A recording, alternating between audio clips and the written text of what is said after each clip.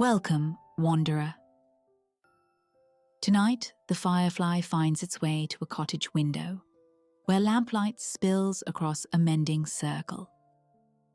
5 women, then 6, gathered around a table with needles and thread.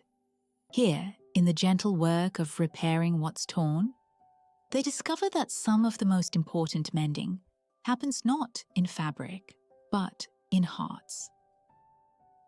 This is a story about the kind of love that isn't romantic, but runs just as deep.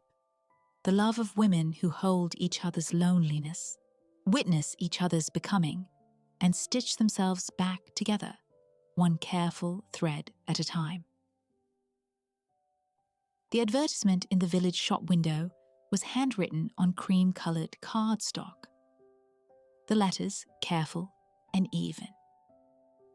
Mending Circle. First Tuesday of each month, 7 p.m.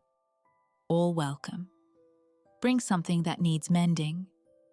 Tea provided. 3 Rosemary Lane. May had walked past it 3 times before she finally copied down the address. She told herself it was practical. The sleeves of her favorite cardigan had worn through at the elbows, and she'd been meaning to learn how to darn properly, instead of just stitching patches over holes. That was the reason. Not the loneliness that had settled into her bones since David died. Not the way her house echoed with silence. Not the fact that she sometimes went entire days without speaking to another person. Practical. That was all. Rosemary Lane, number 3, was a low-slung cottage with wisteria climbing its front wall and light glowing warm in the windows. May stood at the gate for a full minute, her cardigan folded in her canvas bag, before she made herself walk up the path and knock. The woman who answered was perhaps 70, with silver hair pinned in a neat bun and glasses hanging from a beaded chain around her neck. She wore a long skirt and a hand-knitted jumper, and her smile was immediate and genuine. "You've come for the Mending Circle. Wonderful. I'm Philippa." The front room was small and cluttered in the best way. Shelves lined with books and baskets of yarn, a spinning wheel in one corner, windows full of plants in mismatched pots.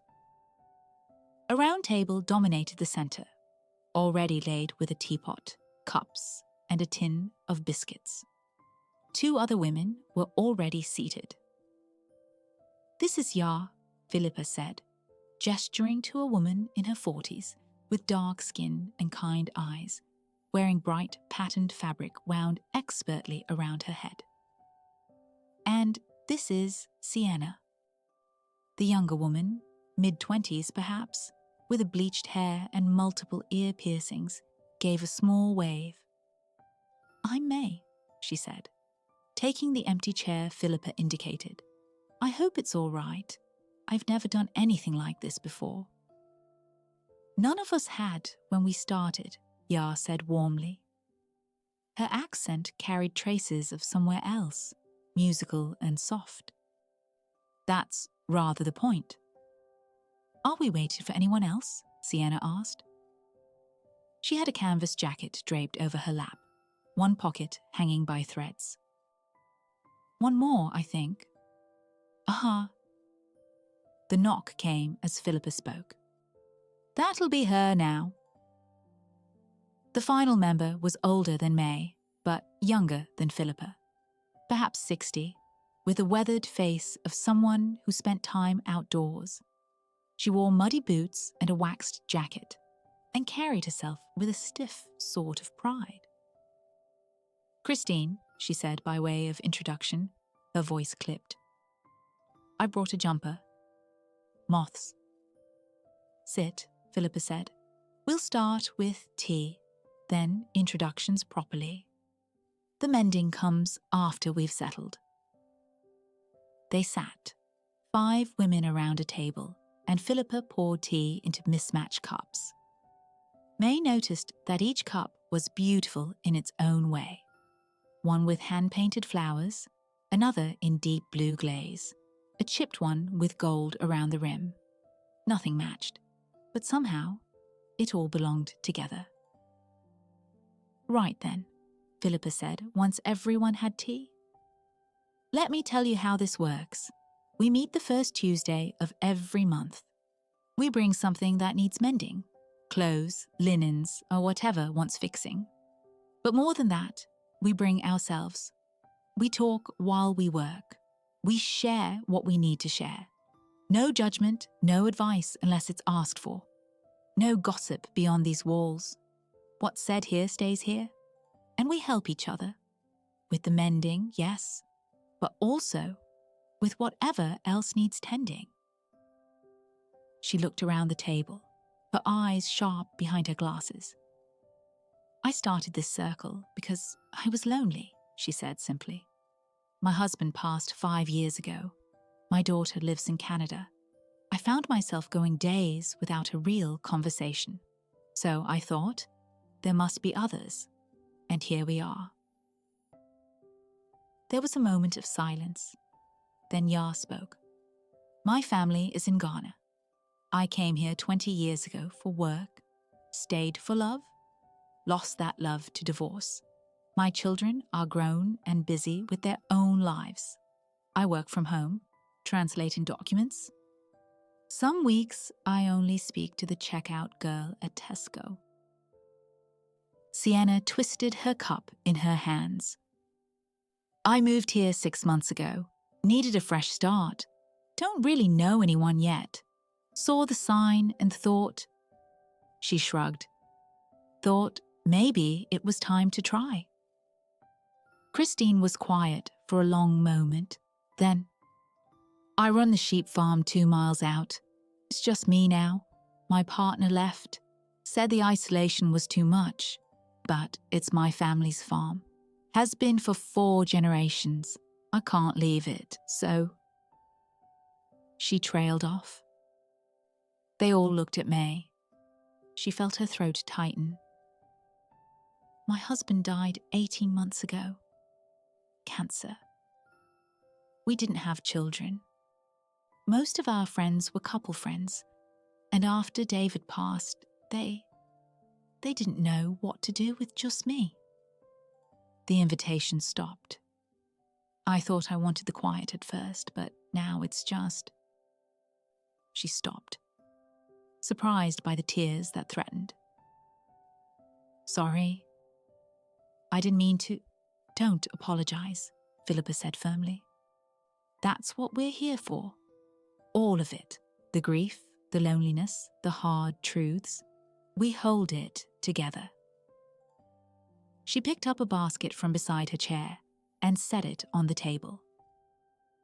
It was full of thread in every color, needles of different sizes, scissors, thimbles, and other tools May didn't recognize. "Right, let's see what needs mending." They each brought out their projects. May's cardigan with its worn elbows. Ya had brought a tablecloth with a tear down the center. Sienna's jacket pocket.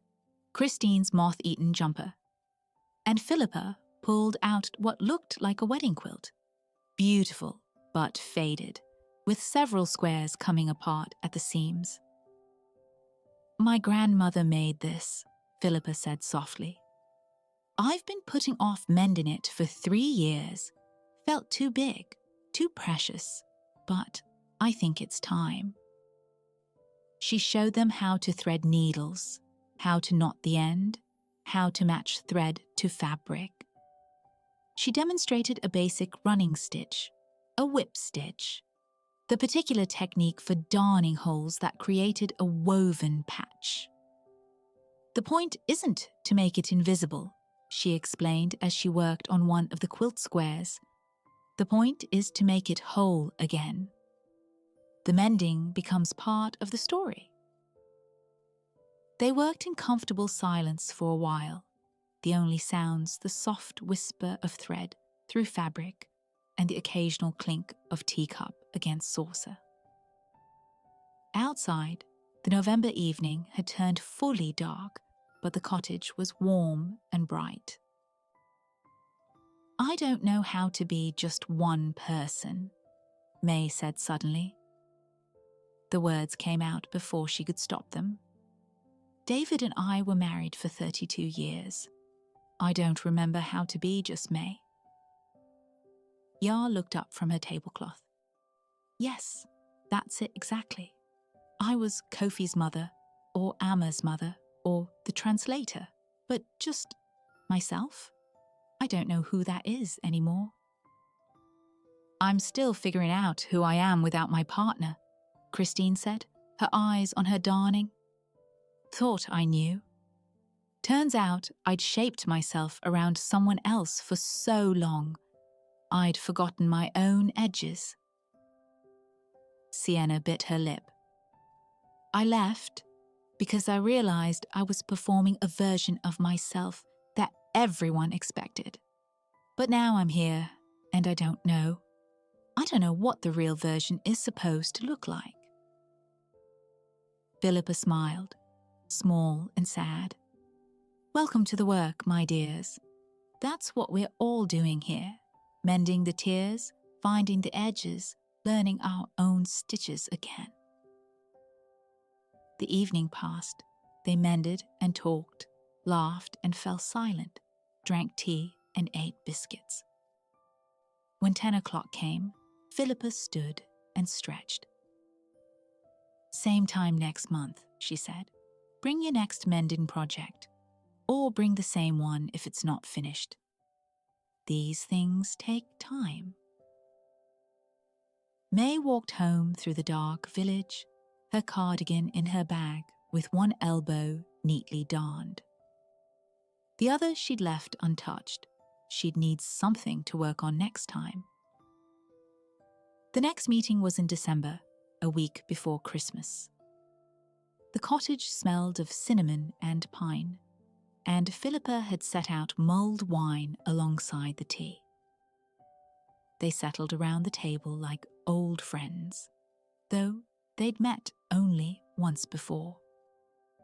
This time, Yar brought a traditional dress that needed a hem restitched. "I thought I might wear it to my daughter's wedding next summer," she said, "if I can afford the flight, if she still wants me there." "We argued last time we spoke." "What about?" Sienna asked, threading her needle. She'd brought a pair of jeans this time, both knees torn. "She thinks I should move closer to her. Says I'm wasting my life here, alone. But this is my home now.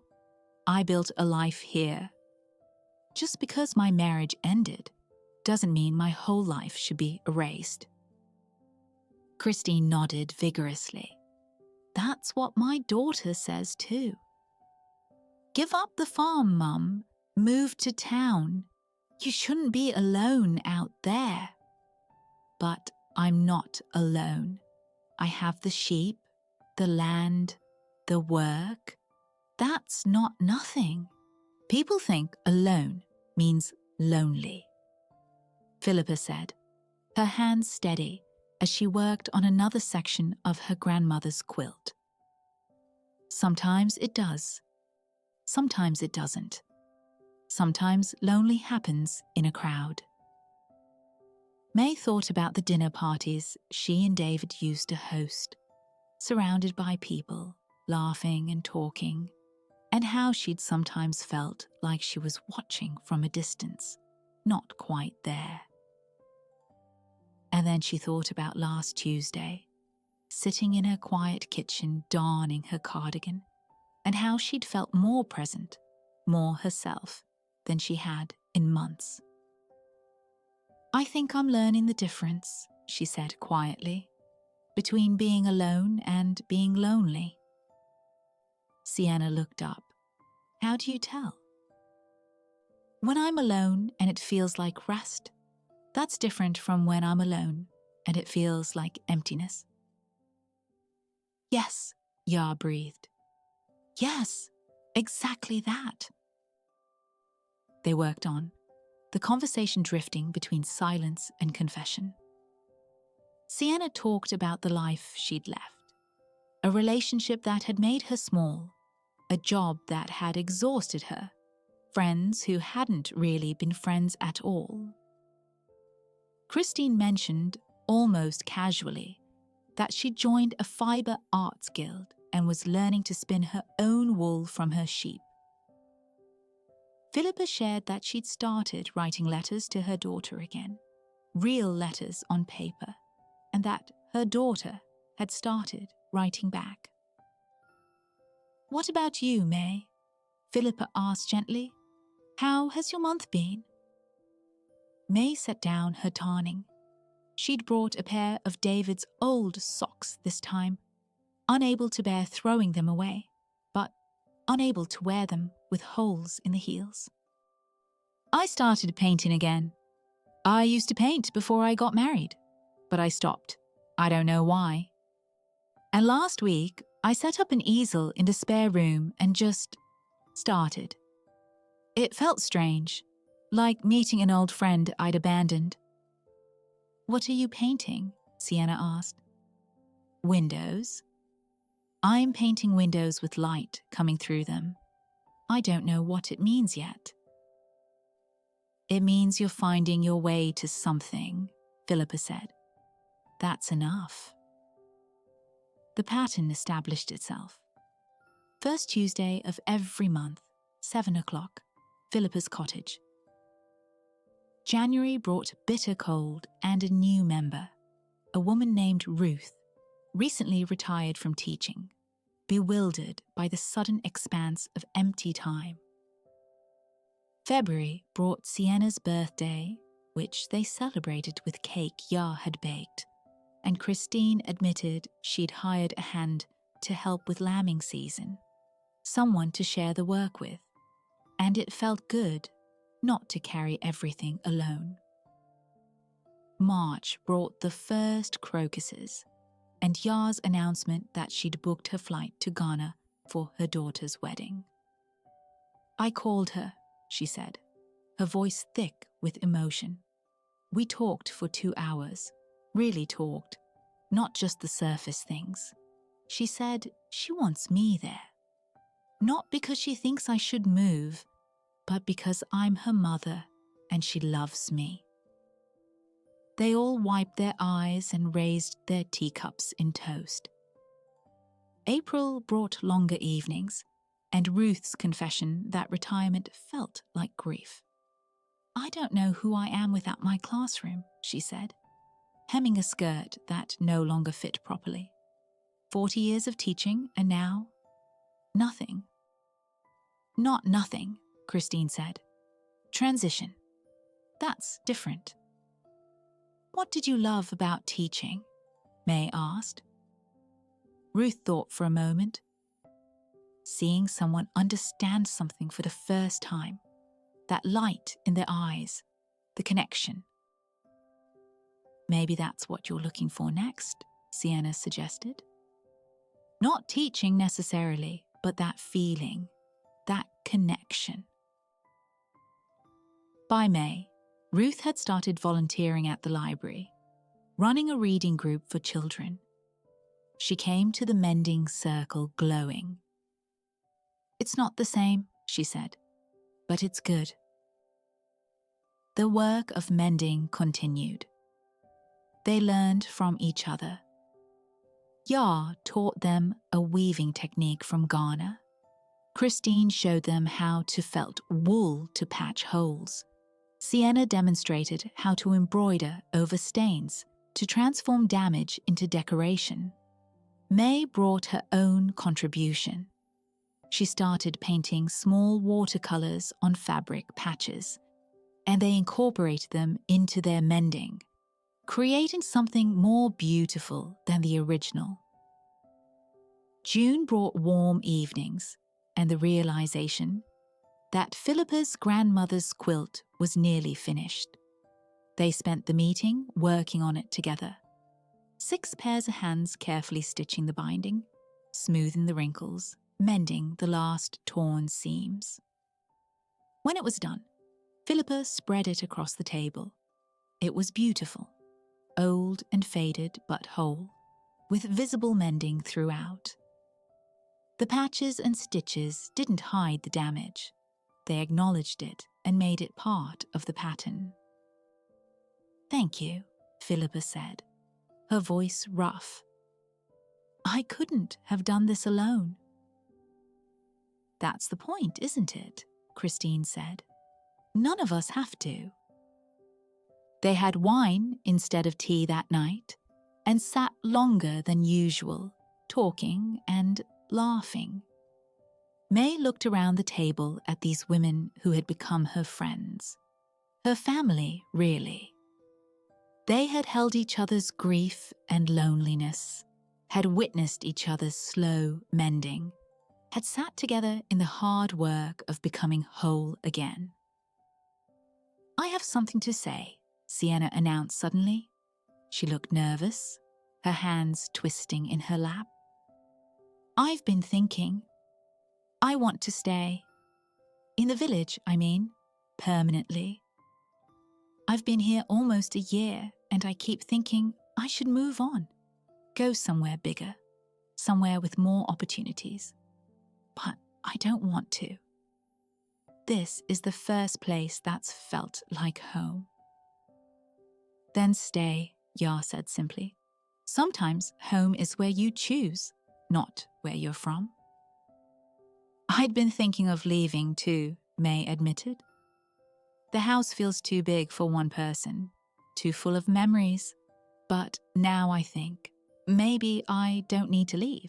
Maybe I just need to make new memories, fill the space differently." "I'm thinking of getting a dog," Christine said. Everyone turned to her in surprise. She rarely shared first. "Not to replace what I lost, but because I like sharing the farm with something. And I'm allowed to want company, even if I also like being alone."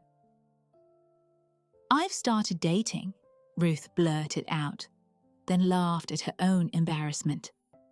"A widower I met at the library. We're both terrified, and it's ridiculous at our age. But also, it's nice to feel that flutter again." They all grinned at her, and she ducked her head, pleased and embarrassed. "I've been writing to my daughters more," Philippa said.